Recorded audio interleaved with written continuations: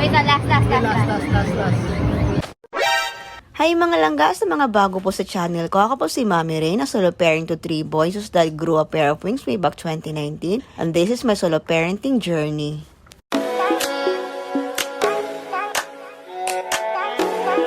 Let's do some street photography, go!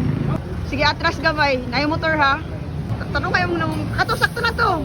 Okay na, like fix your hair.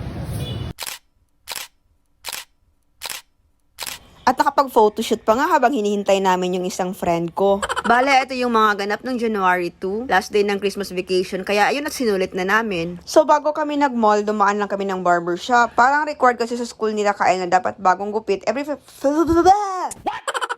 Diyos ko, kahirap mag-voice over. Nakakanda bulol-bulol na ako. Anyway, bale required talaga sa school nila Kyle na dapat bagong gupit every first Monday of the month. Kaya ayun at siya lang nagpagupit. Ayaw naman ng dalawa dahil masyado pa daw maikli yung mga buhok nila. Ready for the go, at least nakakatipid-tipid ng konti. So ayun nga, after namin doon ay dumiretso na kami sa Robinson's Mall. Tapos ang usapan is maglalaro lang sila sa Tom's World. Magsasayang ng tokens, ganun.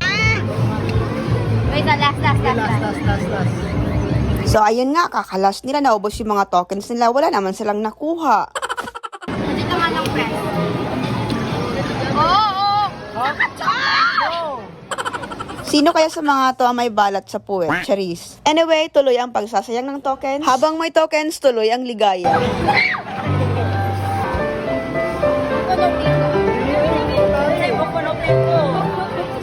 Listen mo lang katari. Ay, wala na dito. Anyway, yung budget naman nila for that day is yung ibang napamaskuhan nila from titas and friends. Labat sa akin nagagalit. Ako ba naglalaro? Anyway, iniwan ko sila saglit dyan to meet with a friend, and pagbalik namin, eto na siya. Ang dami nilang tickets. So, ayun, at mukhang nag-enjoy naman ng mga bagets. Mukhang worth it naman ang gala that day, kahit ang daming tao sa mall nung araw na yun. Parang lahat yata gumala, paano last day of Christmas vacation that day, at kinabukasan may pasok na ulit. So, ayun nga, matapos nilang magsayang ng tokens, nagutom ang mga bagets. Pero dahil wala na kaming budget mag-Jollibee, tamang tambay na lang sa gidli habang kumakain ng tinapay. Sarap yarn! So, after that, naghanap lang kami ng street foods for dinner. Street foods na wala naman talaga sa street. Charis. Shoutout nga pala dun sa asawa ng friend ko for the libre.